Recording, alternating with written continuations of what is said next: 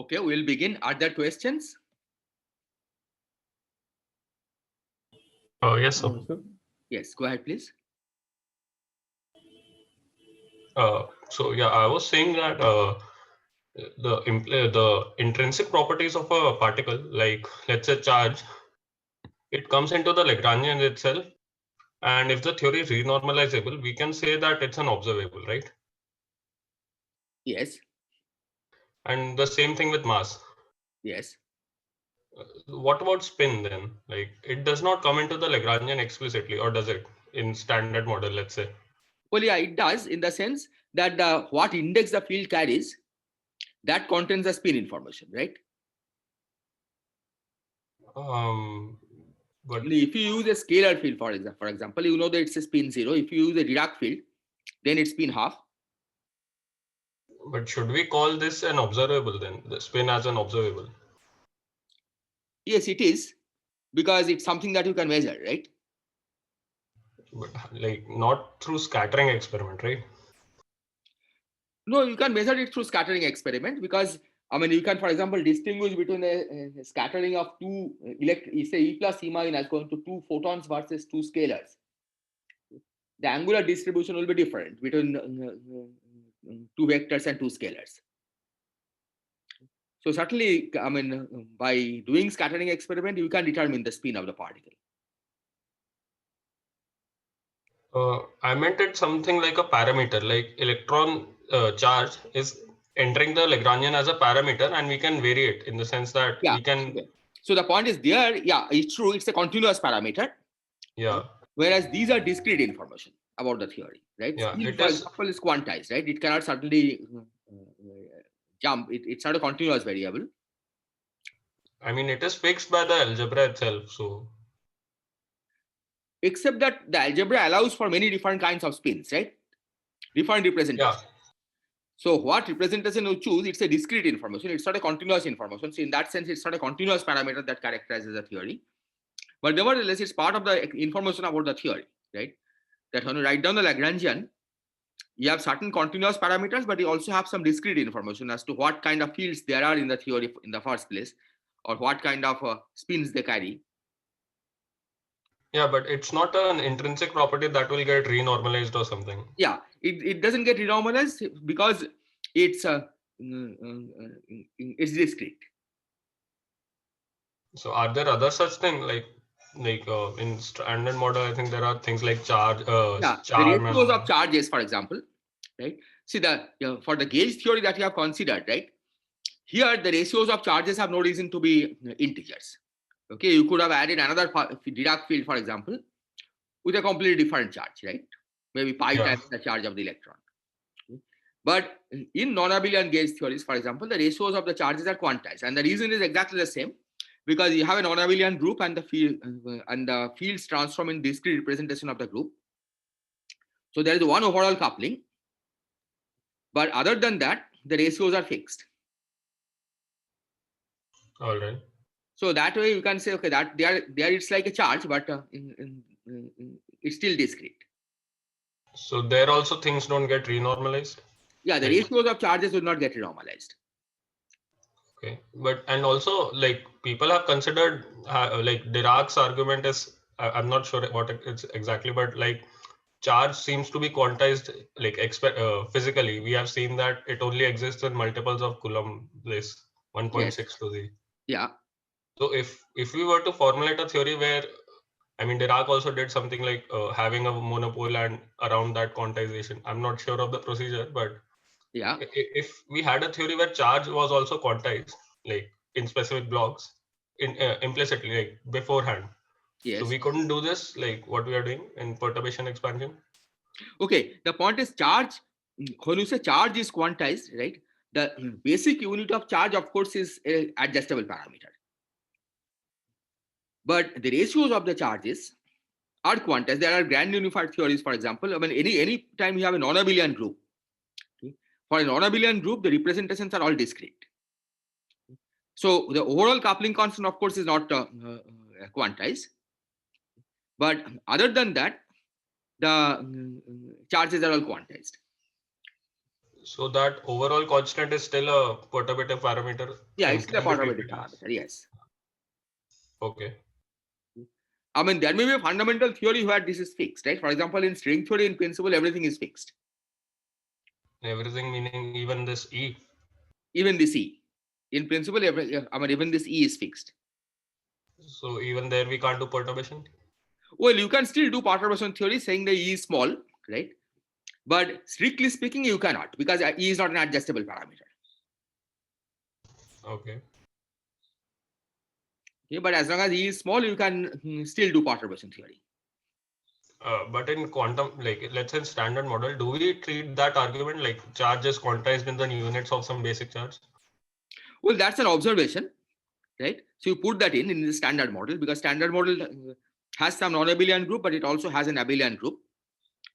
But there are generalizations of the standard model, like grand unified theories, as I said, where there is a single non-abelian group, and there the ratios of the charges are really quantized. Okay, you cannot the theory cannot change it. But in the standard model, right, it is possible to change the charge.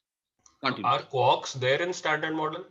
Yes, it is there in standard model. So anything that you know is there in the standard model, right? Other than gravity. Okay. So when we write quark charge, it also would couple with something, all the fields. Yes. And so does the electron charge, the Dirac field. Yes. So we vary those two independently, the parameter of quark coupling and this. No, we cannot. Electromagnetic coupling is fixed. So that's why I said there's a one single charge. So okay. So the point is, in principle, you could vary them independently. Okay, because electromagnetic, as I said, because the group is not non-abelian, you could add a Dirac field of certain charge and another Dirac field of a completely arbitrary charge. Yeah. But observationally, we know that the quark and electron charges are the ratio is integer, right? Appropriately scaled. So that makes people suspect that the standard model is not the, it's only an approximate, it's only a low energy version of some more general theory, right, which are called grand unified theories, where you can explain why the charge ratios of the quark and electron charge is what you observe. But within the standard model, you could vary them independently. But we don't. Well, the point is, experimentally, we know that it's a, they agree, right? Okay. Okay. I mean, I'd say that's probably not even strictly true. But even in the standard model, at a naive level, you could vary them independently. But once you demand that the theory has anomaly cancellations and all, then there is really not much choice. Okay, you have to. Then the ratio of the charges are not arbitrarily variable. Okay. So once you demand that the theory is free from all anomalies, then again the charges get restricted. Okay. In fact, I mean, in the standard model, if you just work with electrons and no quarks, then you can show that the theory is not consistent, right? Because of the anomalies. Just this Dirac field and with photons. No, Dirac field and photons is okay. But once you add weak interaction, okay. Then we also have to add quarks for making the theory consistent. All right. Are there other questions? So can you go to page 296? Pardon, I didn't hear the question. Can you go to page 296? 296.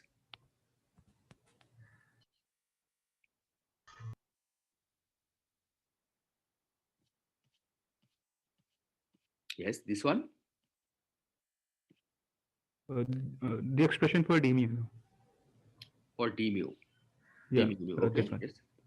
So you said that n dot p, p mu and nu, these terms do not contribute. Is it because of charge conjugation? Well, it's because of gauge invariance, which you can say is because of charge conservation. So basically what, I mean, so naively, yeah, indeed, I mean, p mu, j mu is 0, right? Del mu, j mu is 0, right? So because the photon couples to j mu, del mu, j mu is 0. But of course, charge conservation is a property that holds for when equations of motion hold, right? Yeah. Inside a Feynman diagram, you have to do a little more work to show that actually works. Okay? So for example, in Green's function, okay, it will contribute. It's only in the Okay, S matrix yeah. element one can show that this term drops out. Okay, but in a sense, you can say that you can trace it back to charge conservation. Okay, because del mu j mu is 0, and so in momentum space that corresponds to p mu j tilde mu equal to 0, and this does couple to j mu, right? As you know, electromagnetic field, the two sides of the propagator, you have j mu's on two sides. But like, I mean, if these term contributed, I mean, the Green's function itself wouldn't be Lorentz invariant, right? True, yes, that's true, and the Green's function isn't, right? In the Coulomb gauge, Yeah, the Green's function isn't Lorentz invariant. but like, isn't the Green's function something that we can like we are going to use in to derive scattering amplitudes and all these things? Yeah, so the scattering amplitude is Lorentz invariant. So So this in is, that, I mean, this is a specific feature of Coulomb gauge, right? That in the intermediate stage you break Lorentz invariance, and because the Green's functions themselves are not physical, they are not Lorentz invariant, because you are talking about Green's functions of the gauge fields, right? A mu's, and A mu's are not gauge invariant. Okay? If you consider okay, F yeah, mu nu, okay, these will drop out from Green's functions of F mu nu's. okay, So anything that is gauge invariant is okay, right? But psi, for example, like the fermions and antifermions themselves are not gauge invariant, and hence their result depends on the choice of gauge. Okay, and indeed, so this one violates Lorentz invariance, but that's okay because those are not the physical quantities, right? okay. Are there other questions? Also, if you go to page 301, 301. Okay.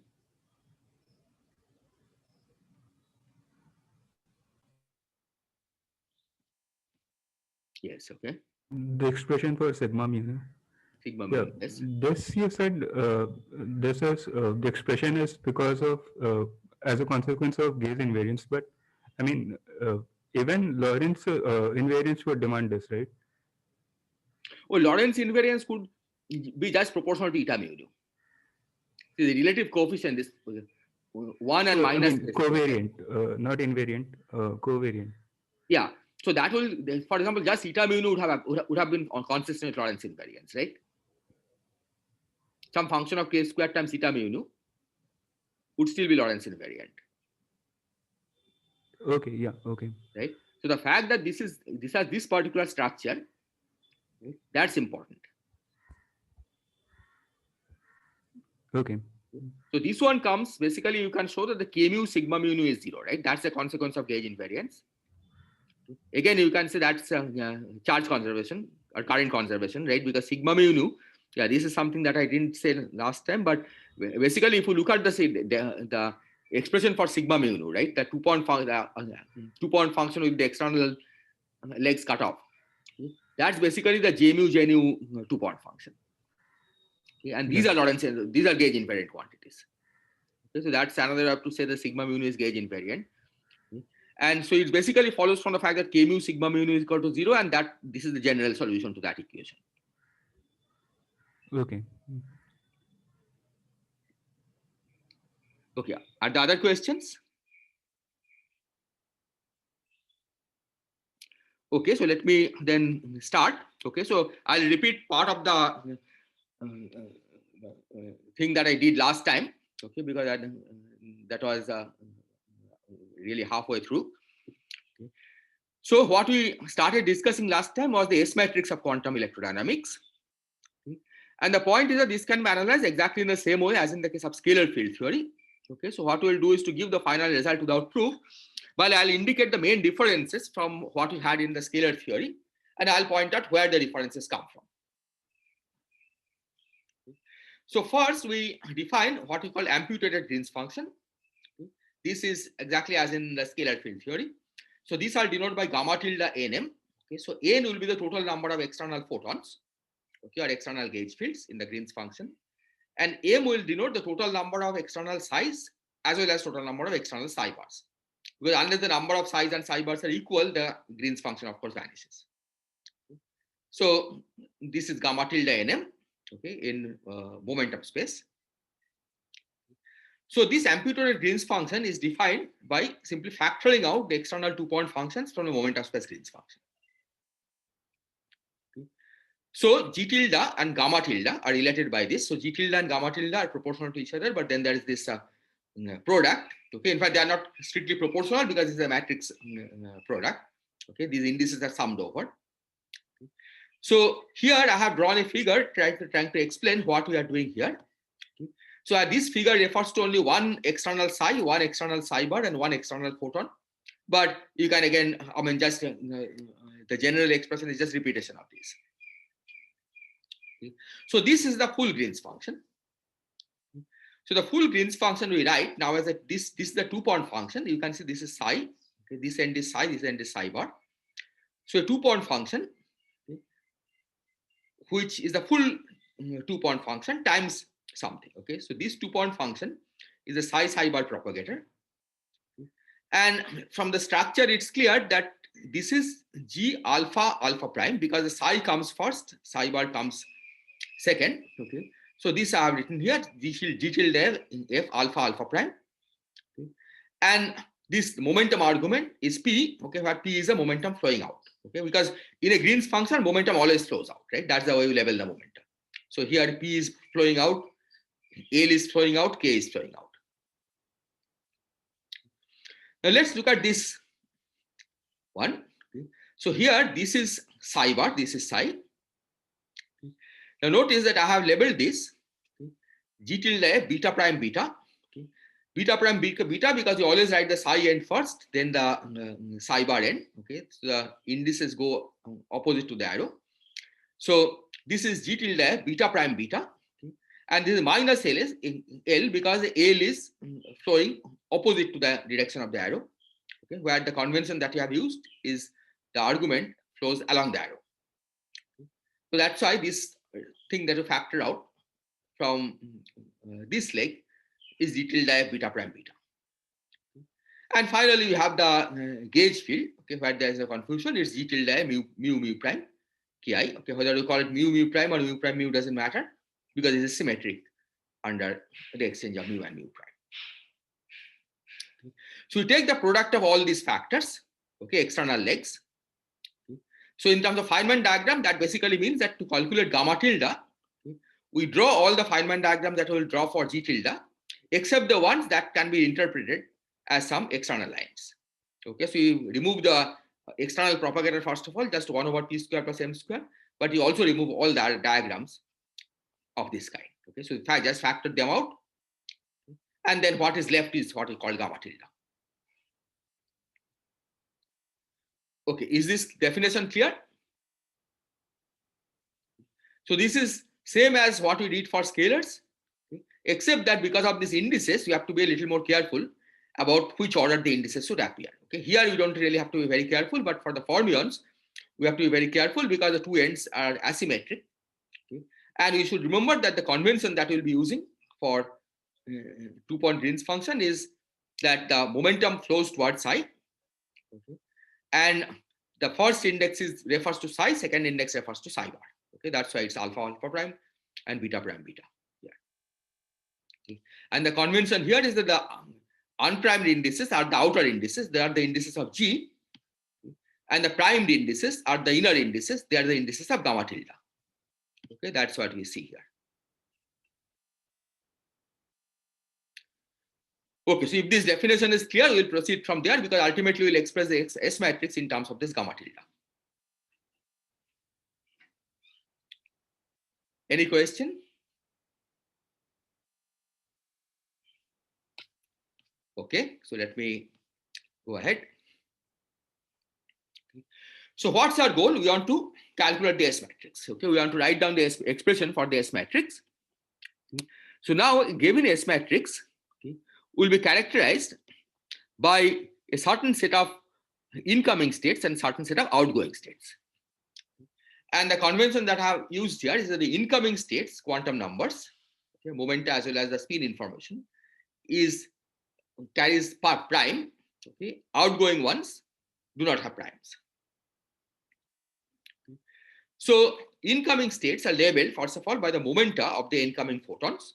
Those are called k1 prime to km prime, and also the spin information about the incoming photons. So those we call a1 prime to m1 prime. Okay, so m1 is the number of incoming photons, and so each a prime takes value 1 or 2.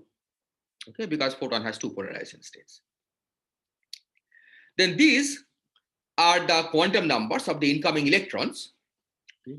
So the momenta are labeled by p1 prime to m2 prime. Okay, m2 is the number of incoming electrons, and the spin information is in s1 prime to sm2 prime. And these are the incoming positrons. Okay, momenta are l1 prime to lm3 prime, and the spin is t1 prime to tm3 prime. Okay, so m3 is the number of incoming positrons. And these are similarly the outgoing photons, outgoing electrons, and outgoing positrons. Okay, quantum numbers. Okay. So our final result then will be functions of all these quantum numbers. That's clear, right? Because in an S matrix, of course, the S matrix will depend on all these quantum numbers. Okay. And that's what we'll try to write down in the next slide. Okay. The other point we should remember that we have charge conservation, okay, which basically says that the number of electrons minus positrons in the initial state should be the same as the number of electrons minus positrons in the final state. So I think what I have done here, yeah. So N1 was, okay, N2 was the number of outgoing electrons and N3 was the number of outgoing positrons. So that's N2 minus N3, number of outgoing electrons minus outgoing positrons. And here, M1 was the number of incoming electrons, and M2 was the number of incoming electrons, and M3 was the number of incoming positrons. So M2 minus M3 then is the number of incoming electrons minus positrons. And these two should be equal, which we can also rewrite in this fashion: N2 plus M3 should be equal to M2 plus N3. Okay, this form will be useful in the next slide. Okay, are there questions, comments?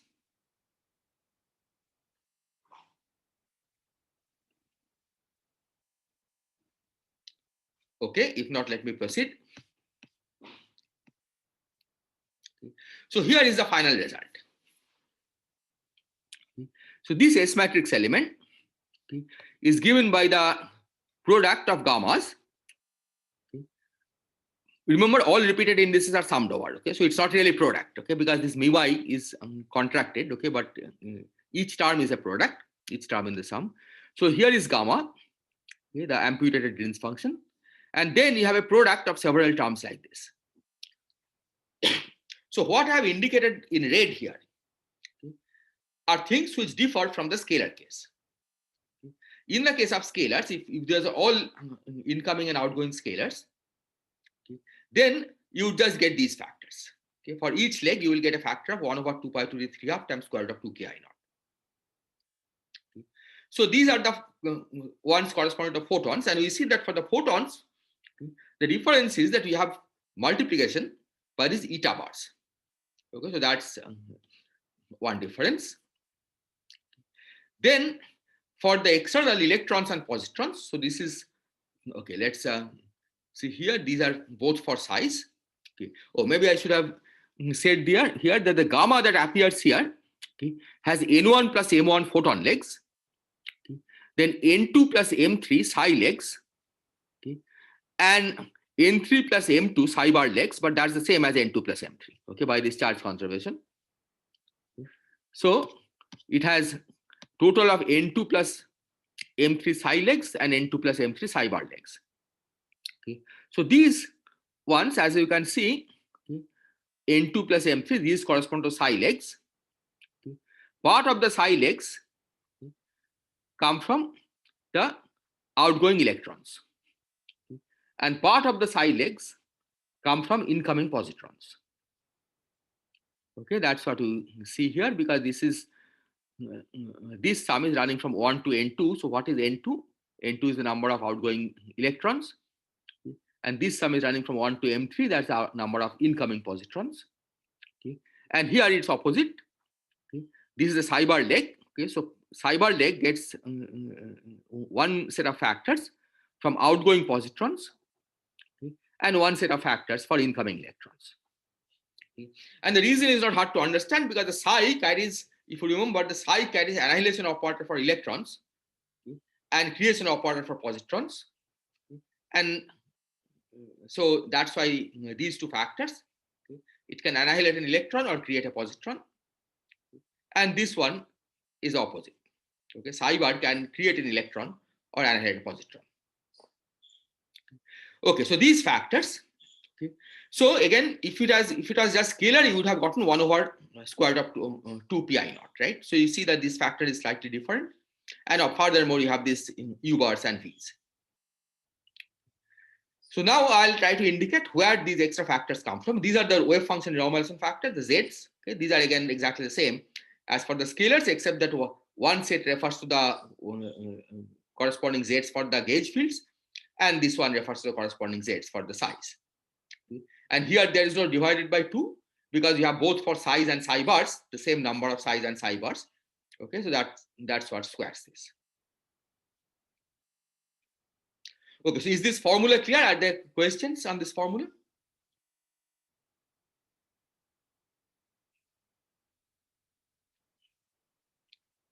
Okay, so if there are no questions, let me now try to explain where the extra factors come from.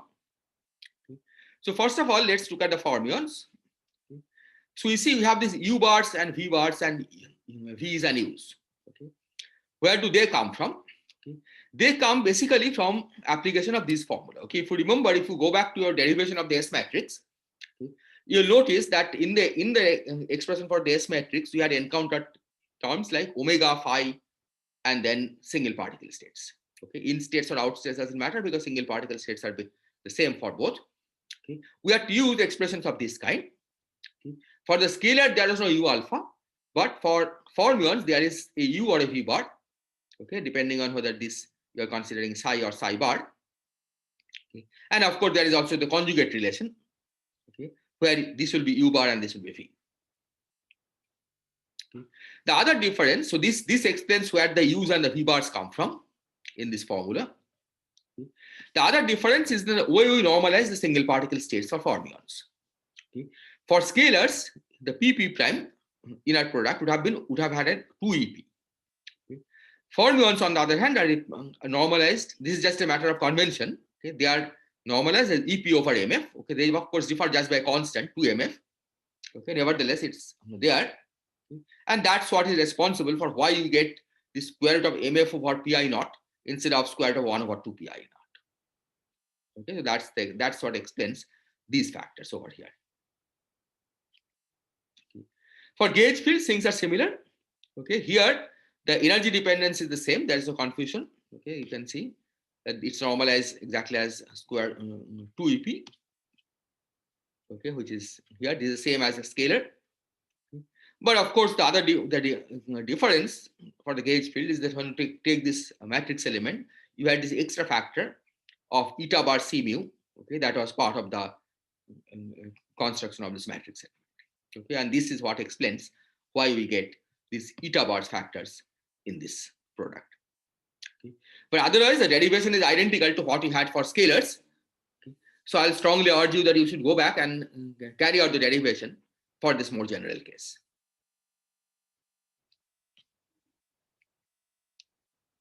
Okay, are there questions?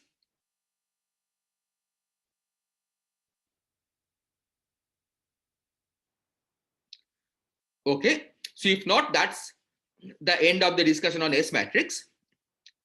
So what I'm going to do next is to discuss various symmetries of QED. Okay, what kind of symmetries quantum electrodynamics has. Some of these we have already seen, but some of these, well, we have seen in some form, but not in the form of in the specific context of QED. So which we'll try to describe in some detail. So the first thing that comes to mind about QED is the gauge invariance. Okay, this we have already discussed. Okay, in fact, gauge invariance is what was used crucially to be able to gauge fix, to be able to quantize, and so on. Okay. So gauge invariance, in fact, is ingredient of quantization, right? A theory with gauge invariance and theory without gauge invariance will have different kind of quantization. Okay. Then we also have what is called rigid gauge transformation. Okay, you can think of this as part of gauge invariance, but also sometimes it's useful to think of this as a different symmetry, okay, where you basically, it's like a gauge transformation, except that the gauge transformation parameter is taken to be independent of x. Okay. So for this, we'll have a psi tilde given by e to the minus I lambda times psi and psi tilde bar as e to the I lambda times psi bar. Okay. The gauge field doesn't change, okay, because gauge field involves derivative of lambda of this exponent, and that of course is 0 here. Okay. So for this, we can construct the corresponding Noether current, okay, and we have seen this before. That's this J mu, okay, which is minus E times psi bar gamma mu psi.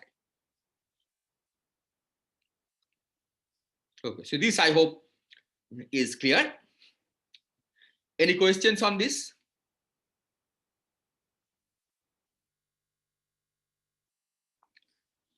Okay, so then we have Lorentz transformation. So this also we have seen separately in the context of electrodynamics, Maxwell's theory, and in the context of Dirac theory. Okay.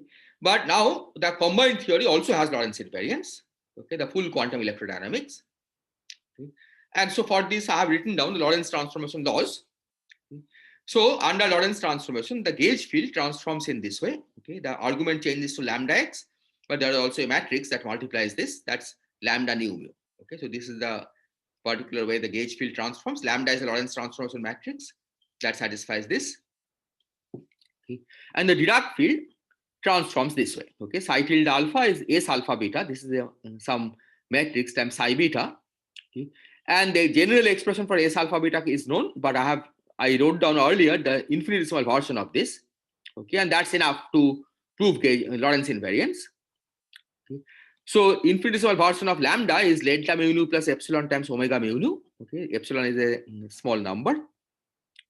Here epsilon is missing. Okay. So correspondingly, S alpha beta will be delta alpha beta times epsilon times omega nu tau sigma nu tau alpha beta.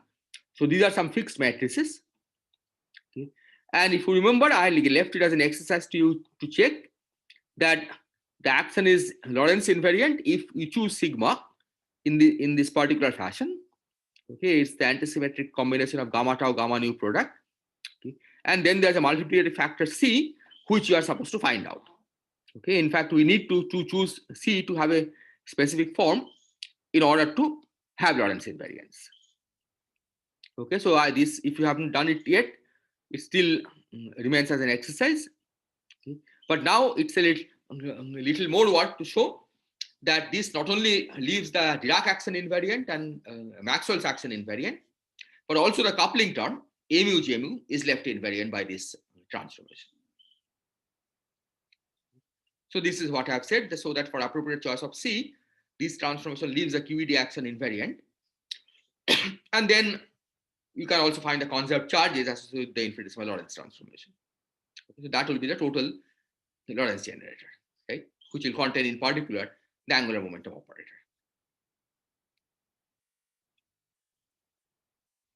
Okay, are there questions?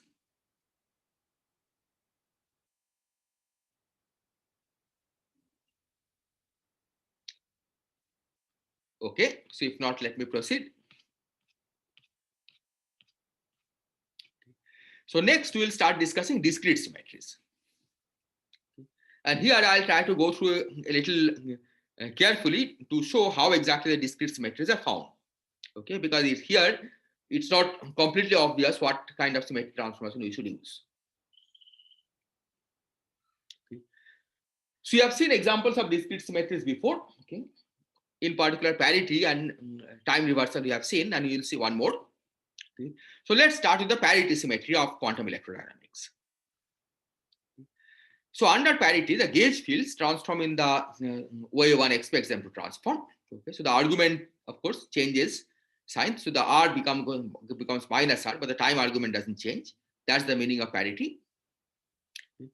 And because this is like a vector, okay, it transforms since R changes to minus R. Okay, AI changes to minus AI, but A0 doesn't change to, doesn't pick up a minus sign, so A0 goes to A0. Now, this is perhaps intuitively clear, but I should also add that unless you choose the transformation laws this way, okay, unless you put this minus sign here and the plus sign here, okay, you will find that the QED action is not parity invariant. Okay. So in fact, parity invariance demands that the gauge field should transform this way. Okay, but what is subtle is the transformation law of psi tilde, psi. Okay, so this is a transformed version of psi. Okay. So psi tilde alpha, okay, in general, of course, the space argument will change, so R will become minus R. Okay.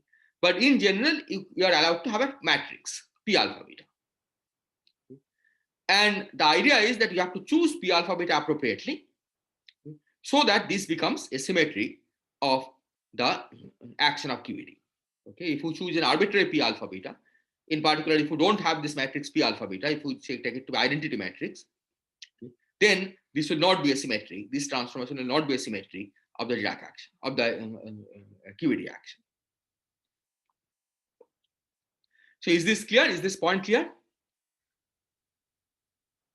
So what we are going to try to discuss next, okay, is how to find PB. Okay, what kind of constants we should use to actually pinpoint what P should be. Okay. So this is the goal, that you have to show that for appropriate choice of the matrix P, okay, this transformation actually leaves the QED action invariant.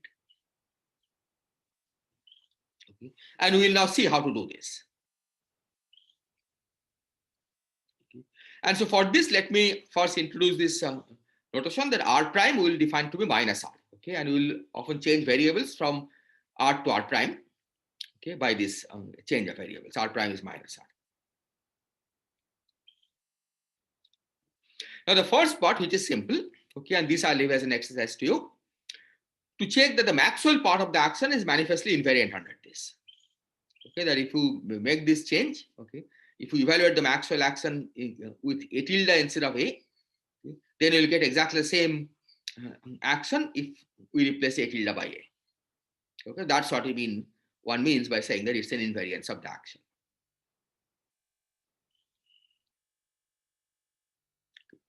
But now we have to check that the Dirac action is invariant. Okay, then of course you have to also check that the coupling mu term is invariant. So let's first try to check that the Dirac action is invariant, and we'll do this by term. Okay, we'll check each term and see if it's invariant or not. Okay. So we'll begin with the mass term. Okay. So remember that the Dirac action had a mass term m psi bar psi. Okay. So let's see what it takes to keep that invariant. So we start by writing the mass term m integral dt dq bar psi bar tilde psi tilde. Okay, this is a transformed version of the mass term. So psi bar tilde is psi tilde dagger gamma naught. Okay, that's the same definition. So I write this as integral psi tilde dagger gamma naught psi tilde. And now we are going to use the definitions of the expressions for psi tilde. So psi tilde, for psi tilde, I'll replace p times psi. Okay, that's what I've done here. Psi tilde I have replaced by p times psi, and argument r has changed to minus r. Then there is gamma naught, which remains as it is. And psi tilde dagger I have gotten by taking the dagger of this equation. So that's psi t minus r dagger p dagger. Okay, so this is what we get for the left hand side. And now I have changed variable from r to r prime, okay, which is minus r. So this becomes psi t r prime dagger, okay, psi t r prime, and dq bar remains dq bar prime because there is a minus sign, of course, for each change of variable, but also the integration limits get exchanged. Yeah, so dq bar really remains as dq bar prime. So you get this over here, right? So this is a transformed version of the mass term. Okay, is this clear? Are there questions?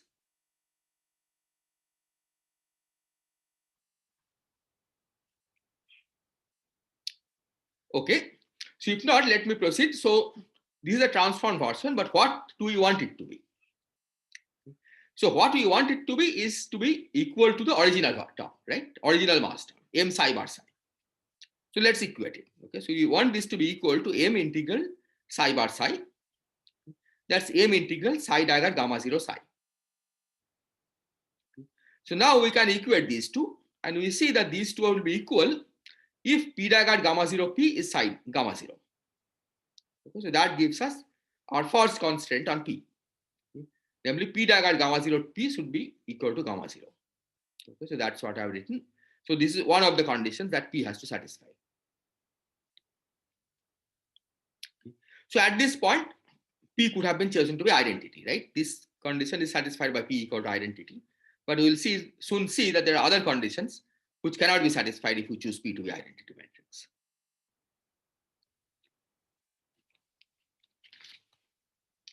Okay, are there questions?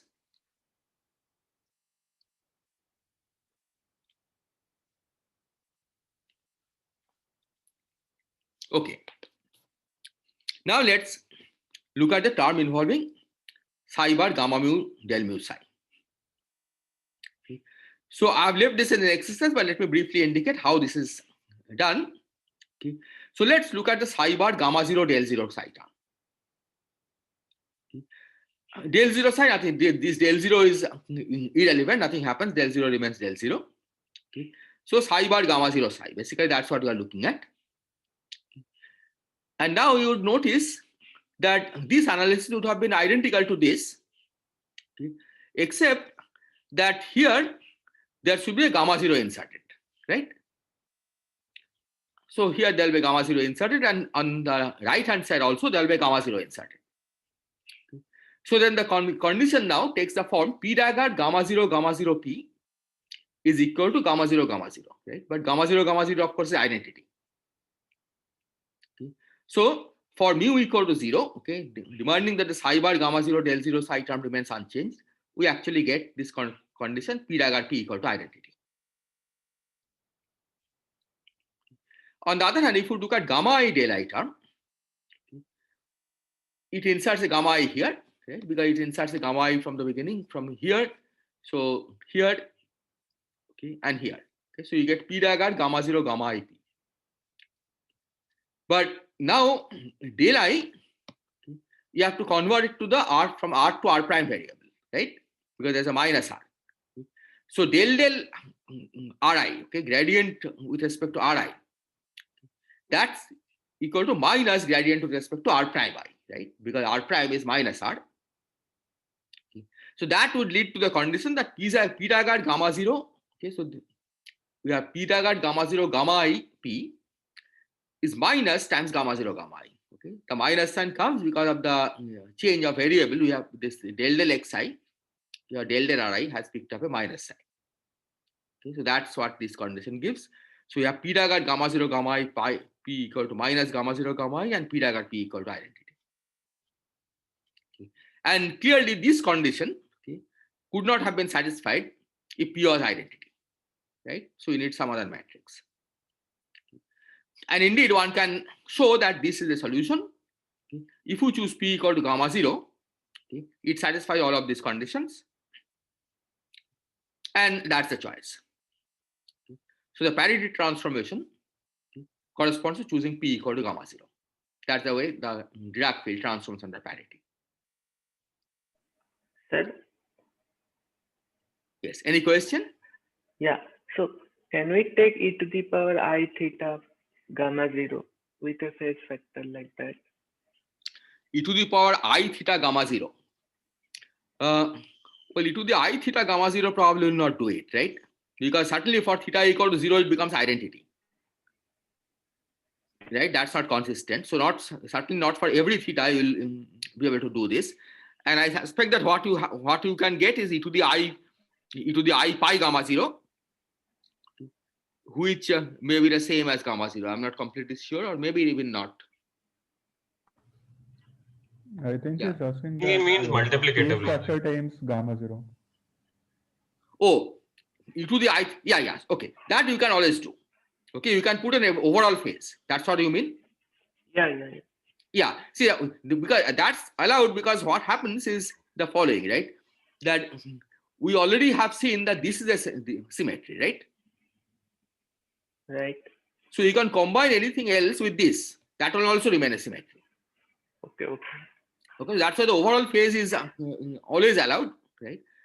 But that can be removed by this transformation. Okay. Is that clear? So this should be understood, right? All transformations that I'm going to give are ambiguous up to a phase. Okay, and that's something that you can choose.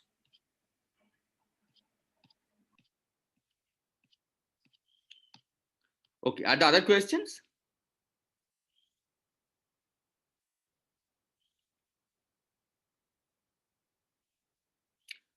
Okay, so let me now proceed. So the second discrete symmetry that I will be describing is charge conjugation. So as the name indicates, charge conjugation is basically reversal of the sign of the charge. So it takes j mu to minus j mu, okay, which you can hear. And as a result, it must also take a mu to minus a mu. A tilde mu equal to minus a mu. So now the question is there a transformation on the size which achieves this? Because this transformation not only has to achieve this, but you also have to make sure that it leaves the Dirac action invariant. And we will now try to study what kind of transformation on psi can achieve this. Okay, and leave the Dirac action invariant. Sir, Yes, go ahead, please. sir, the first line, does it define the charge conjugation, or we will have to prove it? Or No, you can say this defines the charge conjugation. Then you want to reverse the sign of the gauge field, or you can say Okay. this defines the charge conjugation. You want to reverse the sign of the current, right? That once you define this, the gauge field is clear, right? Because this is a one on the term in the action, right? So you can either take this as the definition of charge conjugation, or this as the definition of charge conjugation. Because charge conjugation basically means that you want to reverse the sign of the charge. yeah, so that's in that sense, the second transformation j mu is more intuitively Yeah, you can say it's more appropriate. fundamental. Yeah, you can define. You can say that you charge conjugation you define to be some transformation that changes the sign of j mu, and that automatically tells us what to do with mu. Okay, because of this del mu, this mu j mu term should be invariant. Exactly, because mu j mu terms should be invariant. Okay. Okay, so now the question is you have to determine what kind of transformation on psi will achieve this. And you can see already that it's going to be a little more complicated than what we had earlier. Because what it does is to transform an electron state to a positron state, right? Because it reverses the sign of the charge. So it cannot simply take a psi to a linear combination of the psi. It has to somehow exchange psi and psi dagger, okay, or psi and psi bar. But it need not be just exchanging psi and psi bar. Okay, it can be a matrix. Okay, so the general form of charge conjugation transformation, just from this argument that psi and psi dagger should get mixed, is that psi tilde alpha should be C alpha beta times psi bar beta for some matrix C. I could have written it as psi dagger beta, okay, but that just corresponds to absorbing a gamma naught factor inside C. Is this clear? So this I'll write.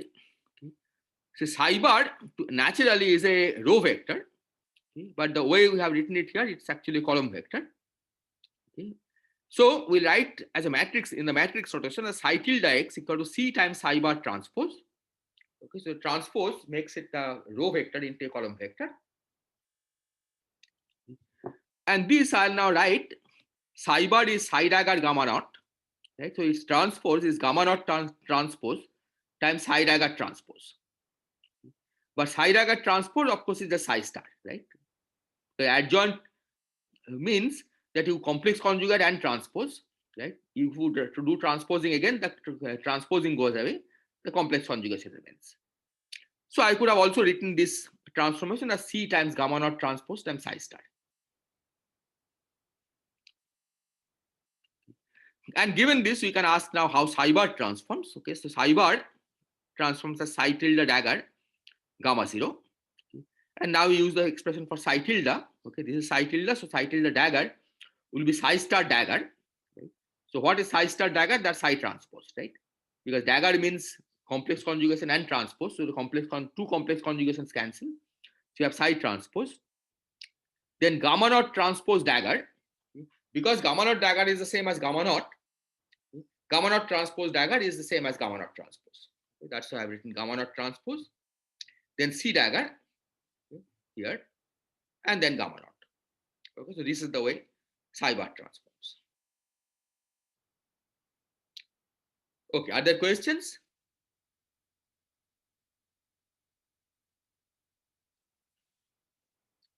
Okay, so now let me proceed again. So let's first check what does it require to have the mass term invariant. Okay? That's one of the term in the action. So psi bar tilde, psi tilde should be equal to psi bar psi. So let's just substitute. Psi bar tilde is psi transpose gamma naught transpose C dagger gamma naught. That's this part. And psi is C gamma naught transpose psi star. That's this part. So this should be equal to psi dagger gamma naught psi. But here you see there is a, you want this to be equal, okay? But if you want to write it as in the matrix equality, we have to somehow exchange the psi and psi dagger here. Because here you have psi transpose, psi is on the left and psi star is on the right. Here you have psi dagger, psi star is on the left and psi is on the right. But that can be done simply by transposing this. So this is just a number, right? So you use the fact that A transpose B is B transpose A, right? If A is a row vector and B is a column vector, then A transpose B is the same as B transpose A. Okay, so you just transpose this. Now, if you had just transposed this, you would have gotten psi transpose, gamma naught transpose, psi star, because psi dagger transpose is psi star. But we see that there is a minus sign here. Right? So what is the origin of this minus sign? So this minus sign comes from the fact that psi is a, okay, in quantum theory, psi's are anti-commuting fields.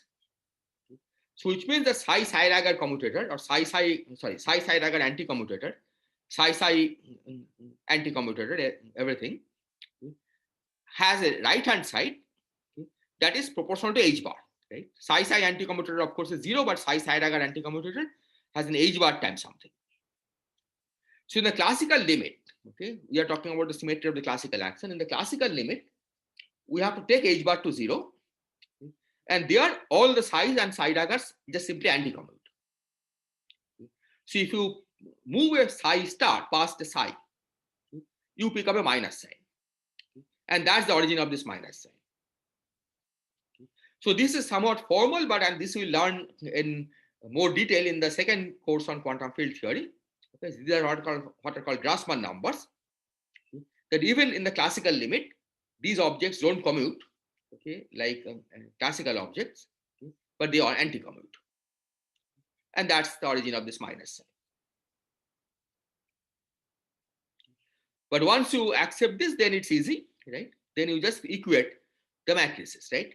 So you get gamma naught transpose, C dagger gamma naught, C gamma naught transpose is minus gamma naught transpose over here.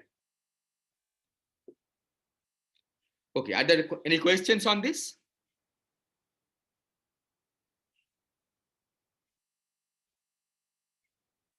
Yeah, so I didn't quite get that. Could you repeat? This minus sign? Yeah. Yeah, so the minus sign basically comes from the fact that if A and B are like size, okay, then AB is minus BA. Okay. In the classical limit, okay, h bar goes to 0 limit, psi and psi star should anti-commute, right? That's what the h bar goes to 0 limit of those anti-commutation relation tells us. So here, because you are exchanging the position of psi star and psi in this product, we pick up a minus sign. This, at this stage, you can just think of this as a rule. Okay, that this is a rule for manipulating these numbers, okay, where you have to pick a minus sign anytime as two of these objects go past each other. But as I said, there is a formula to do this, where you think of this as elements of a Grassmann algebra. Okay? So even in the classical limit, you don't think of the size as simple numbers, but as elements of an algebra, okay, where all the elements anti-commute. Okay? And there, this minus sign comes simply because you are switching the position of psi and psi star. It just looks like we have transposed it and introduced the minus sign. Well, you can write in components, okay, if that is confusion. So this is psi alpha star, gamma naught alpha beta, psi beta, right? So what I'm going to write it as psi minus psi beta, psi alpha star, gamma naught alpha beta, right? Yeah. And now gamma naught alpha beta I regard as gamma naught transpose beta alpha. That's what gives this. So just write everything in components. Okay, psi star alpha, gamma naught alpha beta, psi beta, and then use the fact that if you want to write psi star alpha, psi beta as psi beta, psi star alpha, you pick a minus sign. Okay, and that's the minus sign.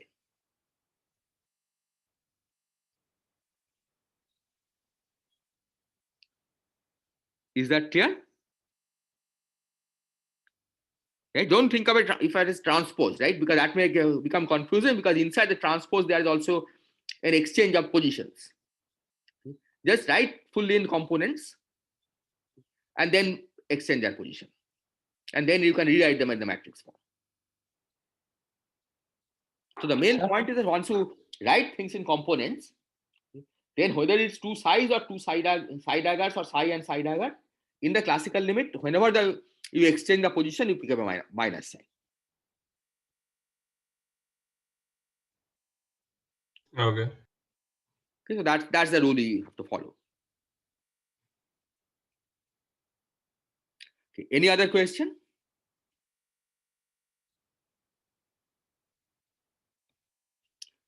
Okay, so this gives this relation. Okay, so we have this relation over here. Now let's see what we have done. So first of all, gamma naught transpose can be cancelled off on one side. Okay. And then this gamma naught transpose can be removed by simply multiplying this by gamma naught transpose and using the fact that gamma naught square is 1. So gamma naught transpose square is also 1. Okay. So that gives C dagger gamma 0 C equal to minus gamma naught transpose. Okay, this one gets cancelled, and then this one comes back because we are multiplying by gamma naught transpose. So this is what you get from the invariance of the mass term. Now let's see what we get from the J tilde mu equal to minus J mu condition. Okay, so that's here. And this analysis is again similar to what we have here, except that there is a gamma mu inserted somewhere, right? That gamma mu will be inserted in this position. Okay, and here it's psi dagger gamma naught gamma mu psi. Okay, so up to that point, it's the same. Okay, that's what I've written it here. Okay. There's a minus sign. That minus sign now goes away, right? The minus, there's the original minus sign because J tilde mu is minus J mu. Okay. But that minus sign goes away because of this again exchanging positions of psi and psi star. Okay. These matrices get transposed, gamma mu transpose, gamma naught transpose. Okay. So at the end, what you get is a relation like this, okay, which is similar to this, except that there is a gamma mu inserted here, and then there is a gamma mu transpose, gamma naught transpose on the other side. Okay. This you should just go through this and work this out. This is straightforward. Okay, the same manipulation. And now let's see what we have done. So first of all, gamma naught transpose of course can be removed. Okay. And now we do this separately for mu equal to 0 and for mu equal to I. Okay. So if you take mu equal to 0, okay, then this is gamma 0 square, that's identity. So you get C dagger C on this side, and here you get gamma 0 transpose square, that's also identity. So C dagger C is identity. And then for mu equal to I, we get C dagger gamma 0 gamma I C as gamma 0 transpose gamma I transpose, which now if you combine this with the fact that you can insert a C dagger here, right, and use the fact that C dagger gamma 0 C is minus gamma naught transpose. Okay, that will cancel up this gamma naught transpose, and you will get C dagger gamma I C equal to minus gamma I transpose. So then the final conditions are these three. Okay, the ones marked in red. C dagger C should be identity. C dagger gamma 0 C should be minus gamma naught transpose, and C dagger gamma I C should be minus gamma I transpose. Are there questions?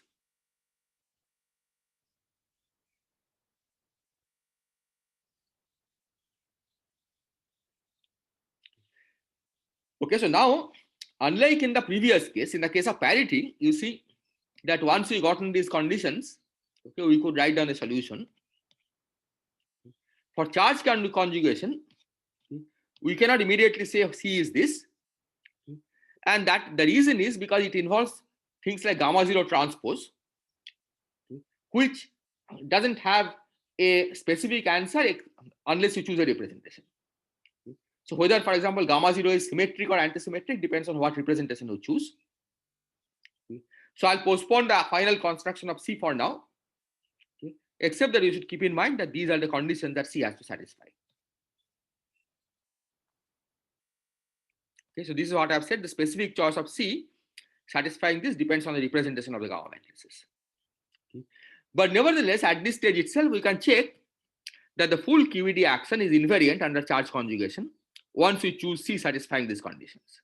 Okay. So what is left, right? What is left is basically the kinetic term, right? Because we have checked the mu J mu term, we have checked the mass term, but you have not checked, for example, the psi bar gamma mu del mu psi term. Now you have really no choice. C already has been chosen, satisfying all these conditions. And then you can check, okay, this is again I'll leave as an exercise, that the psi bar gamma mu del mu psi term is invariant under charge conjugation once C satisfies these three conditions.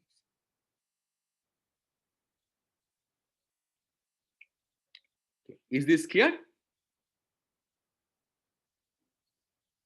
I think we'll get the total derivative term because we are exchanging psi with psi star. Yeah, so certainly you will get a total derivative term. You have to do integration by parts, right?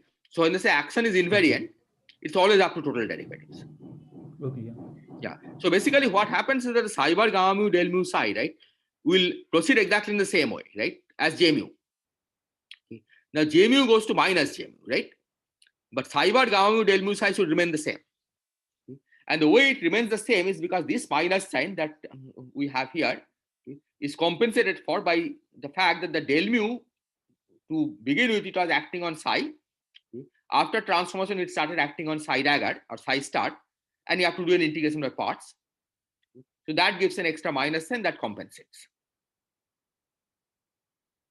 Okay, so indeed, so when you say QED action is invariant, it's up to integration by parts.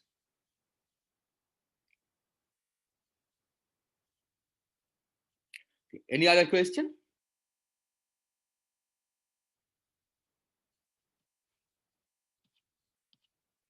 Okay, so now let's turn to time reversal symmetry. Okay. So time reversal, okay, as it suggests, the time argument should change. So psi tilde alpha should have psi beta of minus TR, and then there should be some T alpha beta multiplying it. So I'm going to come to A afterwards. Okay, that in this case, we really don't have a choice. We never really had a choice for other cases also, except for the starting point. So for time reversal, I have started with psi, okay, and A is automatically deriving from this, as we'll argue. So this implies that, so you can write this as a matrix form, psi tilde TR equal to T times psi minus TR. So now let's look at the dagger of this. Okay, so that gives you psi tilde TR dagger as psi minus TR dagger times T dagger. Now what about psi bar? Okay, so psi bar tilde is psi minus TR dagger, T dagger. Okay, so there's a multiplication by gamma 0. But now remember that time reversal is anti-unitary, so its complex conjugates all C numbers. Okay. And all C numbers includes gammas. Okay, it complex conjugates I, but it also complex conjugates gammas. So here, instead of gamma 0, we'll get a gamma 0 star. So psi bar tilde, the transformed form of psi bar tilde is psi minus T dagger times gamma 0 star. And then we'll start with this and see how the various things transform. Is this clear? Are there questions?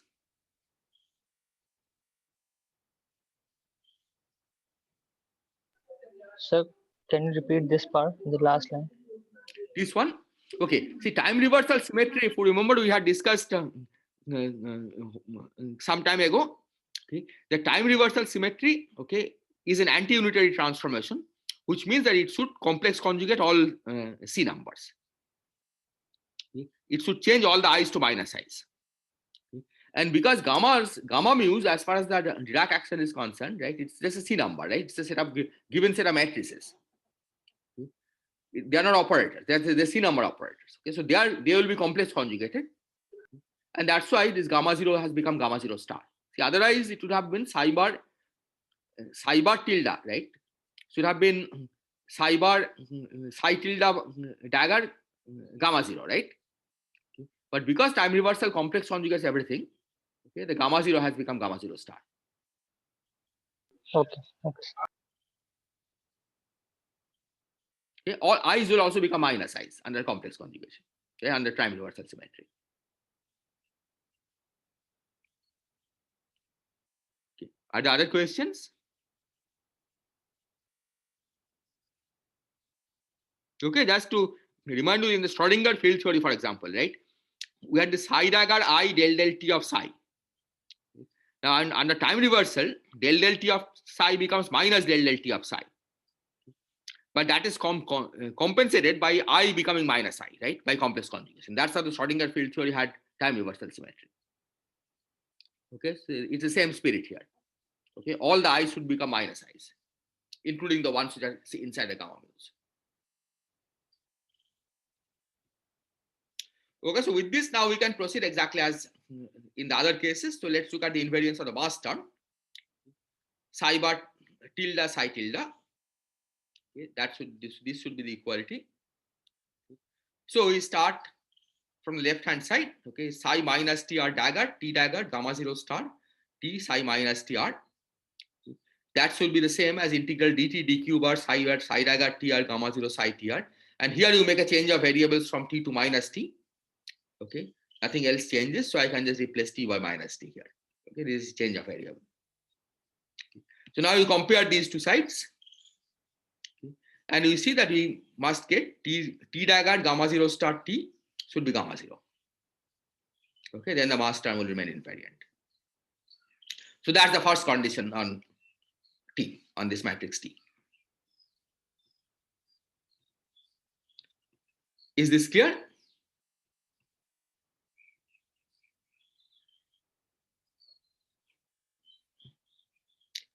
Okay, so now let's take this one, I psi bar gamma I del I psi. So what will change, right? First of all, okay, so we have to insert this gamma I. Okay. Del xi really nothing much happens. Okay, that just remains as it is. So compared to the previous case, we have a here I gamma I inserted. Okay, but on the left hand side, okay, because left hand side is a time reversal symmetry transform version, right, I gamma I actually becomes minus I gamma I star. Okay, that's what you see here.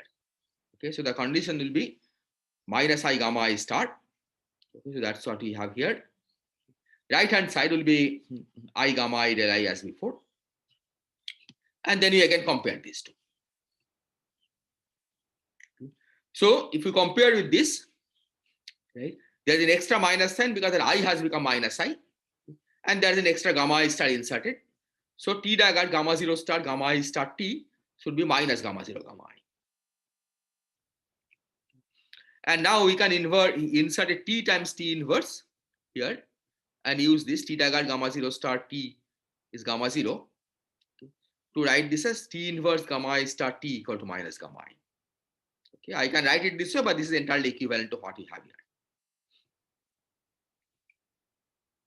Is this clear? Are there questions?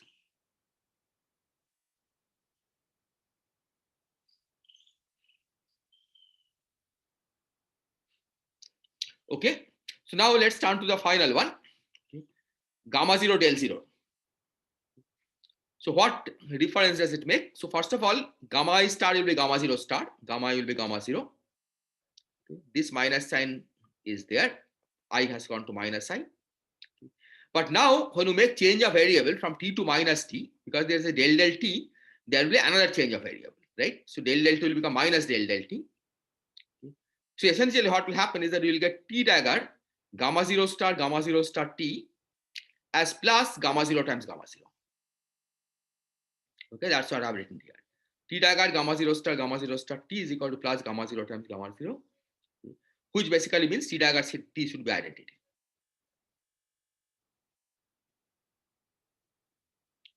So these are the conditions then, right? That T dagger gamma 0 star T should be gamma 0. T dagger, you can either state it this way or this way. T inverse gamma I star T should be minus gamma I, and T dagger T should be identity. And because T dagger is T inverse, I can now replace this T inverse by T dagger in this expression, or vice versa. Okay, here I can replace T dagger by T inverse. Okay. Again, like in the case of charge conjugation, we cannot write down the solution immediately, okay, because whether gamma 0 star, okay, is gamma 0 or minus gamma 0 or something else depends on the particular representation you have chosen. Okay. So you have to now choose a representation, and then you will be able to figure out what T and C matrices are.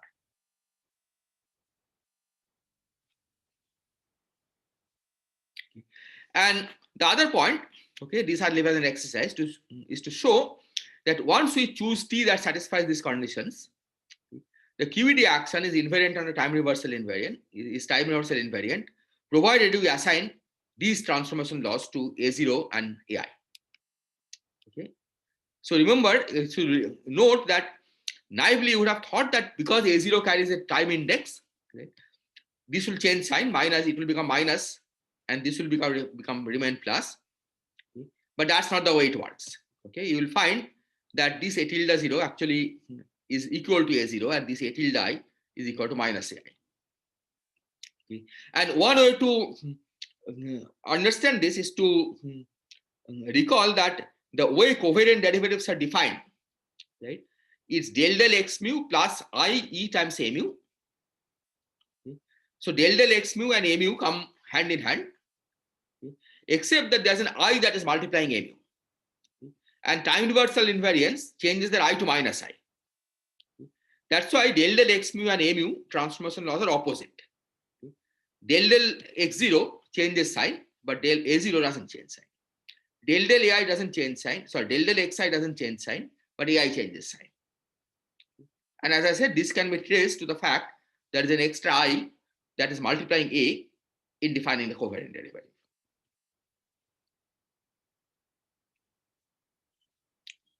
Any question?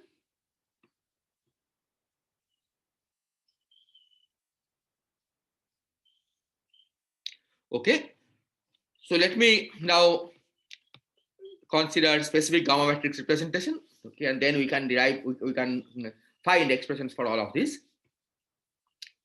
Okay. So we choose gamma matrix representation. Okay, this is of course is a matter of choice, right? Any other choice is as good. Okay, the matrices will be different. Okay. So gamma 0 I take to be sigma 3 times. This is a direct product, right? So there are 4 by 4 matrices, but sigmas are Pauli matrices. This I is 2 by 2 identity matrix. Okay. So I hope this notation is clear. This is the direct product of two matrices. Okay. So in practice, what it means is that you first write the expression for sigma 3, right? That is 1 0 0 minus 1. Okay. And wherever there is a number, okay, you replace it by I, right? That's what this expression means. Okay. Similarly, here you first write the expression for I sigma 2. Okay. So that's 0 1 minus 1 0. Okay. And then wherever there is 1, you replace it by I. Okay, so it's 0 I minus I 0. That's a 4 by 4 matrix. this, for example, will be 0, 1, 1, 0 for sigma 1. Okay. And this is 0, I, 0. So you take 0, 1, 1, 0. Okay. And then the 1 you replace by 0, I, 0. Okay. And the other one you also replace by 0, I, 0. Okay. That's gamma 2 and so on. So that's the notation. Okay. And you can easily check using this that they satisfy the correct algebra, namely gamma mu plus gamma mu is minus 2 eta mu. Okay. So in particular, gamma 0 square is 1. You can see gamma 0 square is 1 because sigma 3 square is 1. Okay. Gamma 1 square is minus 1. Okay, because sigma 2 square is 1, but there's an I, right? That gives a minus 1. Here again, sigma 1 square 1, but there is a I. Okay. And here there's a I. Okay, that's it makes it gamma 1 square, gamma 2 square, and gamma 3 square all minus 1. And all these matrices anti-commute. Okay, that again you can check because sigma 3 and sigma 2 anti-commute, right? Sigma 1 and sigma 2 anti-commute and so on. Okay, is this clear? Okay, you probably have seen this representation somewhere earlier, okay, when you are doing relativistic quantum mechanics. But what's important for us is the symmetry property and the reality property, right? Because we have to know what transpose of gamma 0 gamma mu's are and what the complex conjugate of gamma mu's are. So from this, it's clear that gamma 0 is real and symmetric, right? Because sigma 3 is symmetric. Gamma 1 is real but antisymmetric. Why is it antisymmetric? Because sigma 2 is antisymmetric. Okay, so I sigma 2, for example, is 0, 1, minus 1, 0. And then 1 is replaced by identity, but that leaves it in antisymmetric matrix. So gamma 3 is the same. Okay, gamma 3 is also real and antisymmetric. And gamma 2 is imaginary and symmetric. So using this, we can now look at the conditions on C and work this out. So the condition on C, okay, gamma 2 is imaginary and symmetric is clear. Gamma 2 is, yeah, sigma 1 is symmetric, right? So just because of this I, okay, so sigma 1 is 0, 1, 1, 0. So because of this I, it becomes imaginary and symmetric. Okay. So now let's look at the condition on C, right? C dagger C was identity. C dagger gamma mu C was minus gamma mu transpose. Okay, that's what we had seen. Let's go back. C dagger gamma 0 C is minus gamma 0 transpose, and C dagger gamma I C is minus gamma I transpose. So I can write this as C dagger gamma mu C equal to minus gamma I transpose.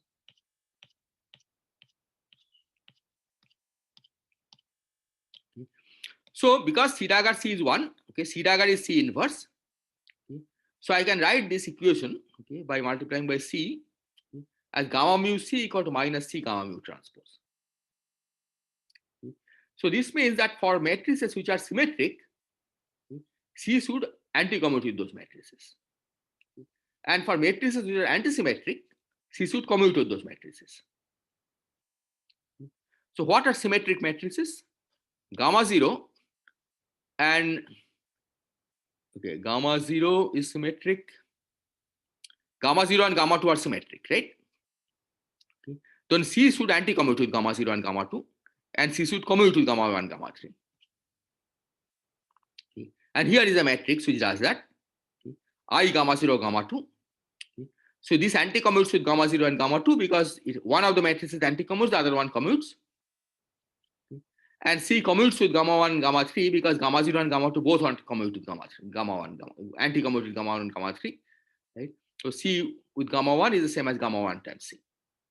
Okay. So this then is a choice of C for in this particular representation. Okay, but you should keep in mind that this is representation dependent. Okay, the fact that C equal to I gamma 2, gamma not gamma 2 is not universal. Is this clear?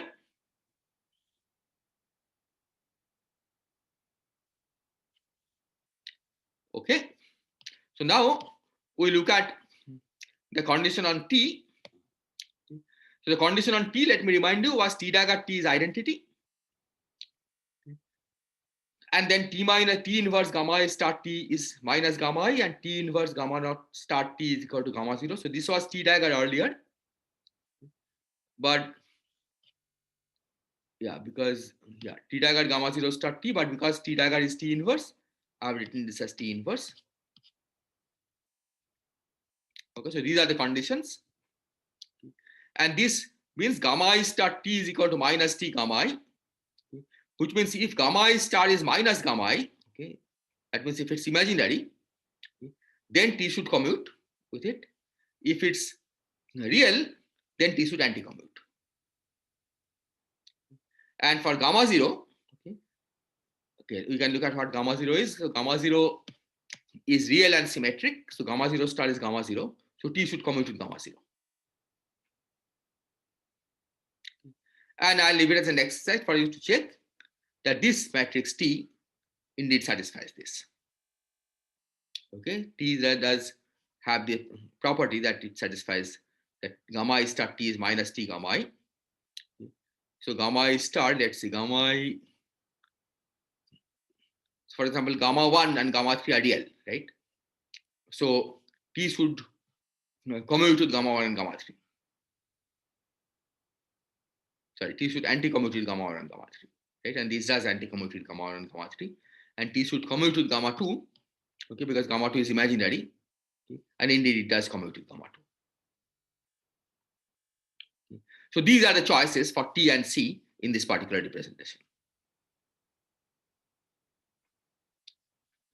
Are there questions, comments?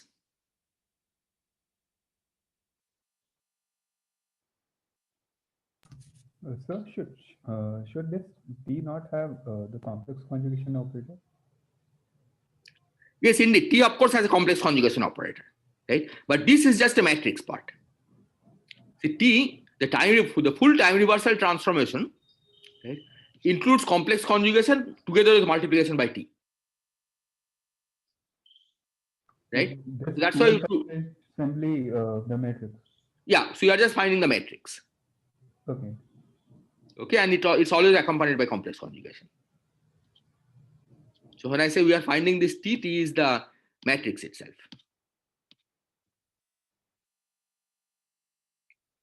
Okay, so I think today probably I'll stop here.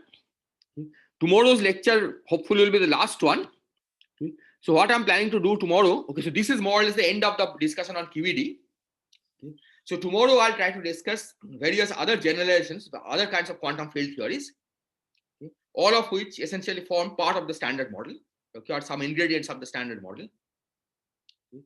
And then we'll end the course there. But I should just say that there are a lot of exercises that I have given this week. Okay, and there will also be some homework that I'll give tomorrow. Okay. So you should spend the rest of the time doing the homework and the exercises. Okay, because it's only by doing these exercises and homeworks that you will really learn the subject. So for today, I'll stop here. Are there questions? So if you have time, could you do that thing like calculating the renormalization thing? The Z psi and basically those Z. Calculating Z, you mean? Yeah. Okay. Let me. I think we can probably do it now itself because we have a few minutes, right?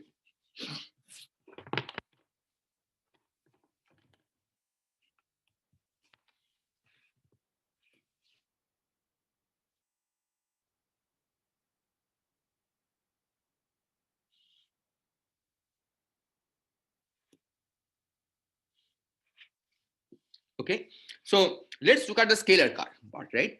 We had something like 1 over p square plus m square minus sigma. Okay. And the sigma p we know how to calculate. Okay. So the idea is that we expand the sigma p. So last time, so what we did was we basically looked at sigma p. Okay. And we solved it iteratively. So let's suppose, let me go to the first order. Okay, let's suppose the sigma p has an expansion of the form, okay, that sigma of minus m square, okay, sigma, let's call it sigma p square, sigma of minus m square plus p square plus m square sigma prime minus m square plus etc. Okay, so we have expanded it around p square equal to m square, p square equal to minus m square. So then 1 over p square plus m square minus sigma p square, this takes the form of 1 over p square plus m square minus sigma of minus m square plus p square plus m square sigma prime of minus m square. Oops.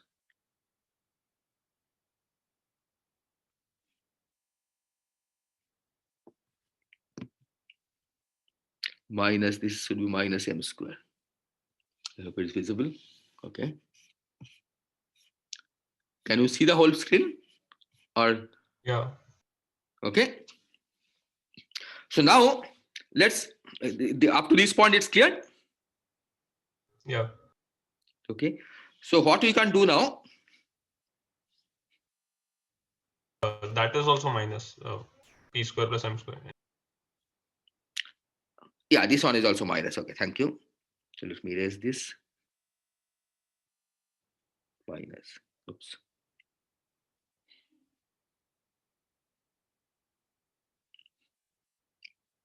Okay. So this I can write. Let me change color, maybe it will be easier.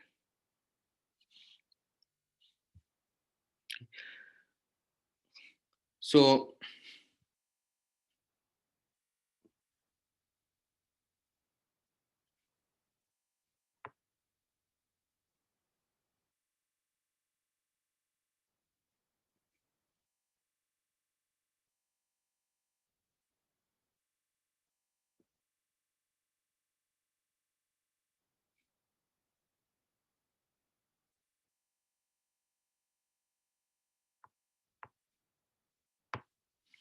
okay, what have I done? Okay. It's not exactly what we have here. Okay. But the extra term that it has is sigma prime times sigma. That's higher order. Okay, because sigma, we are looking at lowest order contribution, right? Sigma is already small.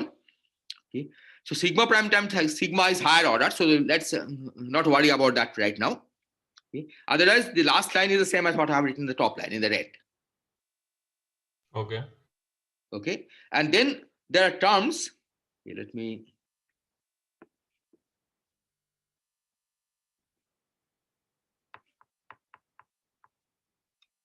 There are terms which involve higher order terms. Okay, plus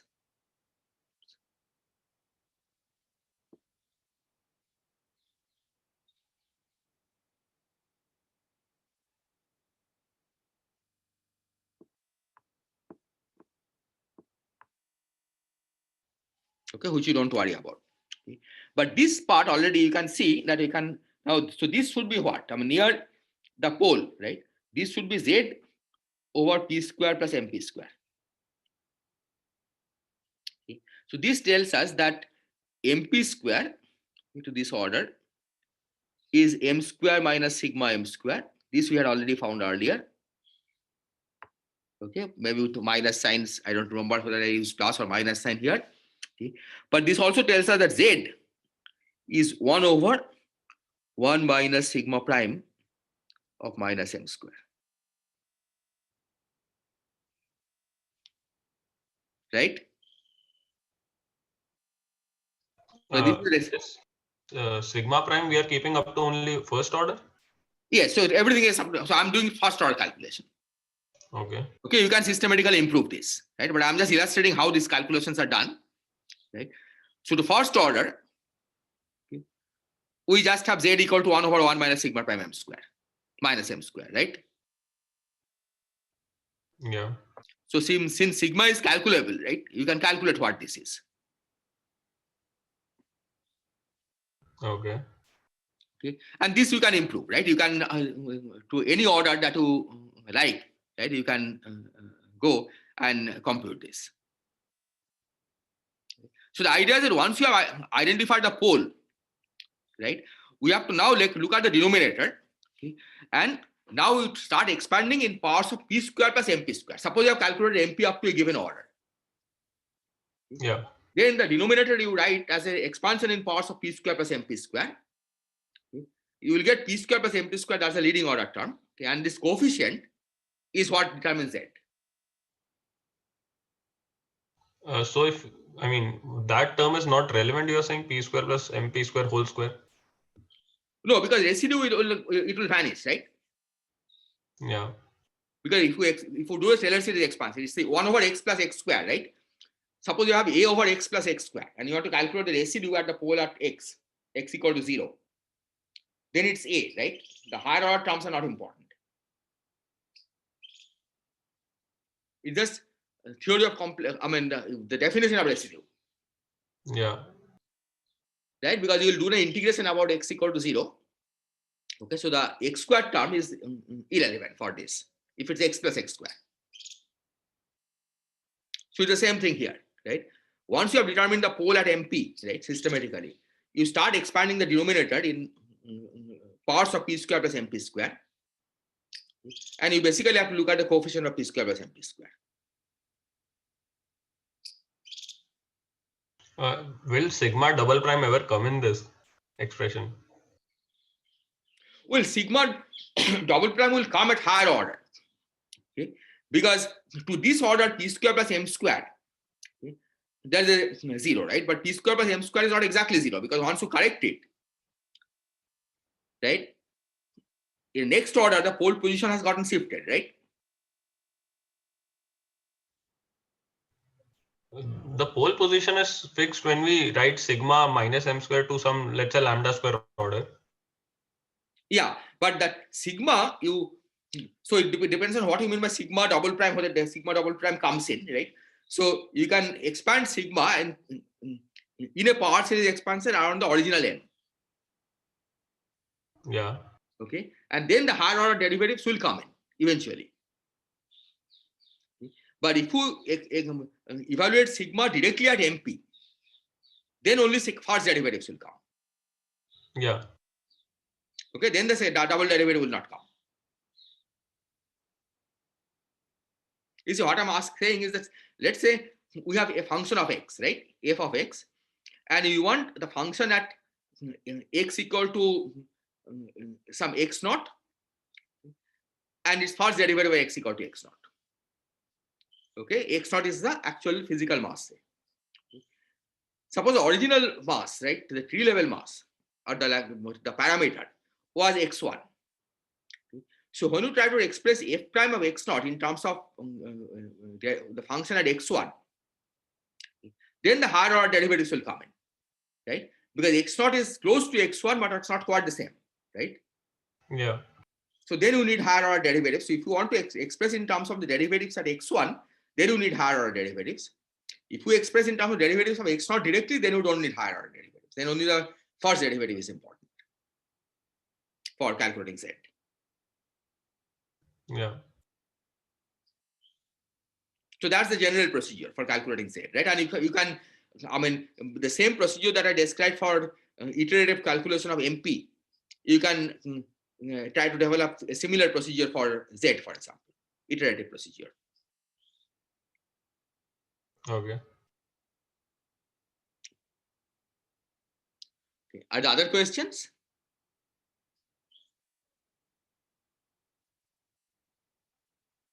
Okay, I think the next class is waiting, so I should log out, and tomorrow we'll continue with these other kinds of theories.